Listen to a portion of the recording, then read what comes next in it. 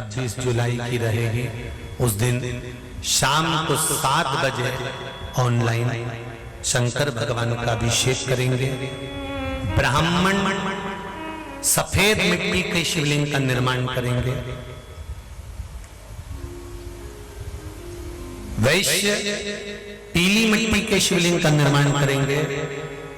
क्षत्रिय लाल मिट्टी के शिवलिंग का निर्माण करेंगे और शुद्ध आदि काली मिट्टी की शिवलिंग का निर्माण करेंगे। और जब अगर कोई मिट्टी नहीं मिले तो जो मिट्टी तुम्हारे गमले में हो, तुम्हारे घर के कोई क्यारे में हो, चाहे वो सफेद हो, चाहे वो लाल हो, चाहे वो पीली हो, चाहे वो काली हो, किसी भी मिट्टी से शिवलिंग का निर्माण कर लेंगे। क्या क्या सामग्री चढ़ेगी ये अगली कथा में आपको सूचना मिल जाएगी कि हमें क्या क्या शंकर भगवान को चढ़ाना। काली मिर्ची तो चढ़ेगी, पर साथ में और भी जो सावन आता है, जैसे नवरात्रि आती है ना, तो नवरात्रि में माता जी कौन सी चीज पर बैठ कर आई उसके हिसाब से माता जी का श्रृंगार होता है। माता जी को भोग भी लगता है तो उस हिसाब से लगता है कि माँ इस नवरात्रि में कौन सी वाहन पर बैठ कर आई है। दीपावली पर लक्ष्मी जी आती है तो काय पर आई है। मकर संक्रांति आई है तो काय पर आई है। उसका एक नियम देखा जाता है। तो श्रावण महीने में जो इस बार श्रावण आया है तो उसमें क्या चीज चढ़ा दी जाए जिसका फल पूरे विश्व में जो भी अभिषेक करे। और शिवरात्रि का अभिषेक है, इसलिए शाम के समय पर रात्रि में कभी भी हो सकता है। शंकर की शिवरात्रि के दिन, उसका मतलब ही शिवरात्रि, कभी भी कर सकते। तुम्हारे नगर में कोई ब्राह्मण जन हो, तुम्हारे परिचित हो, तो उनको भी अभिषेक में साथ में बिठा सकते हैं, उनसे भी संकल्प पूजन करा सकते हैं। मना नहीं, पर 7 बजे सब आनंद लेंगे। उस समय तो हमारी कथा बाबा देवाधिदेव महादेव की कथा इंदौर में चलेगी, खेड़ापति शिव महापुराण उस समय पर रहेगी। तो इंदौर वासियों को तो बड़ा लाभ मिलेगा कि वो रात्रि को 7 बजे अपनी अपनी थाली लेके घर वहीं आ जाएंगे, हो सकता है कई तो ये तो, पर दिल से हृदय से बाबा से जुड़ना। उस अभिषेक का फल क्या मिला, कल आदरणीय जगदीश जी द्विवेदी जी बता रहे थे, उनकी बेटी बता रही थी कि मैंने जो अभिषेक करा था उसका फल मुझे मिला। द्विवेदी जी बता रहे थे मैंने जो अभिषेक करा था श्रावण की शिवरात्रि में उसका फल मुझे मिला था। ऐसे आप भी बैठे होंगे, आप मैंने भी अभिषेक करा होगा, उसका फल क्या मिला या आप ही जान सकते। शिव कृपा। अगर श्रावण के सोमवार का व्रत कर रहे हो तो पशुपति व्रत मत करना, और पशुपति व्रत कर रहे हो तो श्रावण का सोमवार का व्रत नहीं कर। दोनों में से एक चीज चाहिए, व्रत है करो। और अगर श्रावण का महीना पूरा निकल जाए और तुम्हारे 2 व्रत हुए तो 2 व्रत रहने दो, फिर बाद में कर लेना। अगर आप सोमवार करते हो, श्रावण का महीना करते हो तो। और कई माताएं पूछती हैं हमारा चतुर्मास का व्रत चलता है तो फिर 4 महीने बाद पशुपति व्रत करना। अगर चतुर्मास का व्रत करते हो, पशुपति व्रत का एक नियम है कि इस व्रत के साथ में दूसरा व्रत अगर फंस रहा है तो पहले आप जो व्रत करती हुई आई हो पहले वो कर लो, फिर पशुपति व्रत बाद में कर लो। पहले जो करते हुए शंकर भगवान ये कभी नहीं कहते कि किसी देवता का अपमान करो। तीज पड़ गई तो तीज का व्रत कर लो, हरताली का तीज पड़ गई हरताली का व्रत कर लो, चतुर्थी पड़ गई चतुर्थी का व्रत कर लो, पंचमी पड़ गई पंचमी का व्रत कर लो, छठ पड़ गई छठ का व्रत कर लो।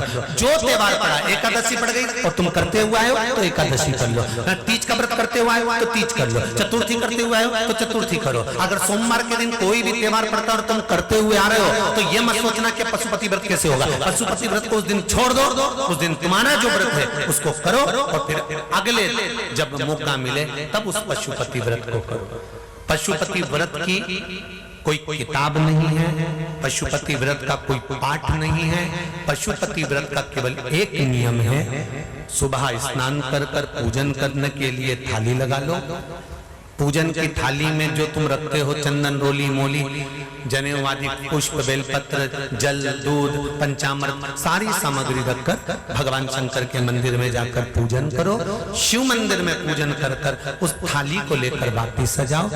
सुबह तुम्हें फलाहार करना हो तो फलाहार करो, थाली लाकर रख दो। रखने के बाद में शाम के समय उस थाली में कितने दिए? 6 दिए रख लो और मीठे का प्रसाद रख लो। घर में बना हुआ कोई भी प्रसाद जो शंकर जी के लिए बनाओ, प्रसाद में विभाजन मत करना कि मेरे बच्चों के लिए मैं बना कर रख दूं आधा और आधा मंदिर ले जाऊं, नहीं, उतना ही बनाना जो भगवान के लिए बनाया, उसके लिए समर्पित किया गया। प्रसाद बना कर ले जाओ। प्रसाद के 3 हिस्से, शंकर भगवान का शाम को उसी थाली से पूजन। जो थाली लेकर गए थे उसमें जो रोली, मोली, चंदन, अबीर, गुलाल जो तुमने रखा है, मंदिर से जब आओ तो थोड़ा थोड़ा बचा कर लेकर आना, क्योंकि शाम को थाली वापिस नहीं लगेगी, वही थाली लगी हुई वैसी की वैसी, थोड़ा वो सामान कम पड़े तो भले रख लो, पर वैसी की वैसी थाली लेकर जाना है। उसमें 6 दिए, मीठे का प्रसाद, मीठे के हिस्से, प्रसाद के हिस्से घर में कर मत लेकर जाना, मंदिर में बैठकर प्रसाद के 3 हिस्से करना, तीनों बाबा के सामने रख देना और बाबा के चरणों में 5 दिए प्रज्वलित करना, बाबा से निवेदन करना, आज मेरा पहला पशुपति व्रत है, आप स्वीकार करना मेरे बाबा। उसको कहकर बाबा से विनती कर कर जो आपका भाव है वो कहकर 1 दिया, दिए 6 जमीन पर रखना, 5 दिए जलाने के बाद में 1 दिया वापिस बिना जलाया हुआ थाली में रखना, फिर लेकर आना। ये नहीं कि थाली में रखने दिया तुमने 5 दिया लगाकर दिया वापिस, उस भूमि पर रखना 6, 1 वापिस लेकर आना बाबा से मांगकर कि आपके दरवाजे का प्रकाश,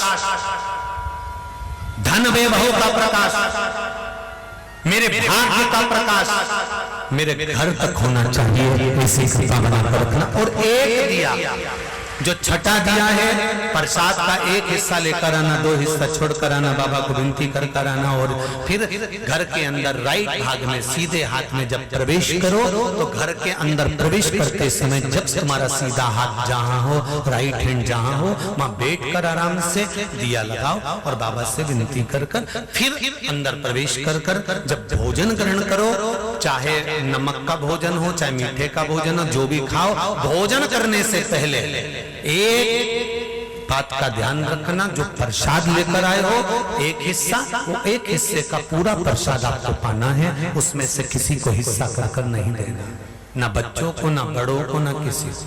बस वो प्रसाद आप खाइए और फिर साथ में भोजन कर लीजिए। फिर तुम्हारी मर्जी पड़े, जितना जोरदार एक बैठक में जितना निपटा लो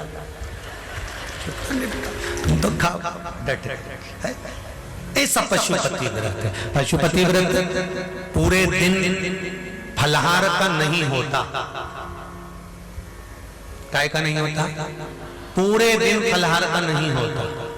पूरे दिन में आपको एक समय फलाहार कर लीजिए, फलाहार नहीं करते हो तो भोजन शाम को ही करना है। कब करना है? जब बाबा को भोग लग जाएगा और वो भोग आ जाएगा।